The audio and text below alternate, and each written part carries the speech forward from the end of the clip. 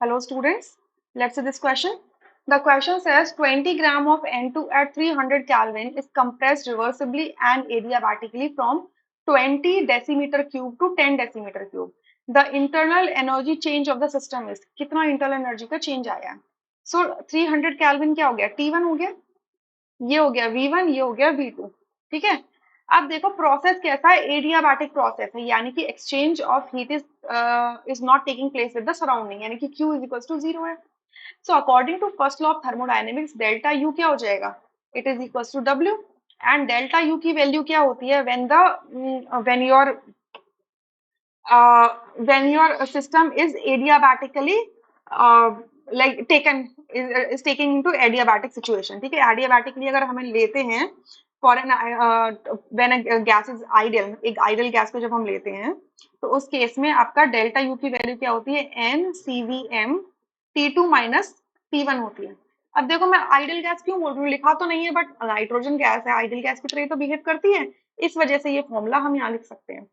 तो for a डायएटॉमिक ideal gas जो आपकी सीवीएम की वैल्यू होती है, इसको मैं यहाँ लिख लेती हूँ, ठीक है। सीवीएम की जो वैल्यू होती है that is equals to 5/2R होती है, किसके लिए, डायएटॉमिक गैस के लिए, आइडियल गैस है ना, राइट। अब T1 दिया है बट T2 नहीं दिया, बट V1 V2 दिए हैं। So for reversible and adiabatic process के लिए T1 और T और V का रिलेशनशिप क्या होता है, दैट T2 V2 की power R by CVM is equals to T1 V1 की पावर R बाय CVM, ठीक है। सो T2 क्या हो जाएगा, T1 into V1 upon V2 की power R by CVM। T की वैल्यू क्या है 300, V2 की वैल्यू क्या है 20 और V1 की वैल्यू क्या है 10।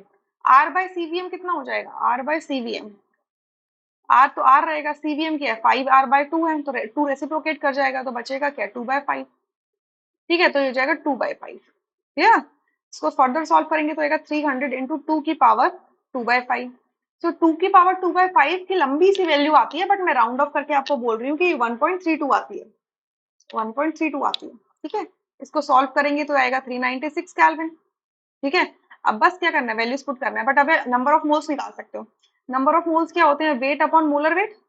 वेट कितना दिया है 20 ग्राम दिया है, नाइट्रोजन गैस दिया तो नाइट्रोजन गैस का मोलर वेट होता है 28 ग्राम पर मोल। सो ये कितना हो जाएगा सॉल्व करके 5/7 मोल, ठीक है। So it is 5/7 multiply CV की वैल्यू, सीवीएम कितना लेंगे 5R/2, 5R/2 and T2 minus T1 that is 396 minus 300 कर देंगे, क्लियर। सो यहाँ पर आपका क्या हो जाएगा सॉल्व करके 25R/14 मल्टीप्लाई 96, R की वैल्यू डालो 25 multiply 8.314 multiply 96 divided by 14। So let's solve this thing. So 25 multiply 8.314 multiply 96 divided by 14. It is 1425.25 joule, ठीक है। अब ऑप्शंस हमारे किलो जूल में दे रखे हैं तो मैं इसे क्या बोल सकती हूँ 1.425 किलो जूल, और राउंड ऑफ करके मैं इसको क्या बोलूंगी नियरेस्ट वैल्यू तक 1.4 किलो जूल, यानी कि आपका थर्ड ऑप्शन यहाँ से करेक्ट होगा, rest options would be incorrect. I hope you understood this question really very well, thank you.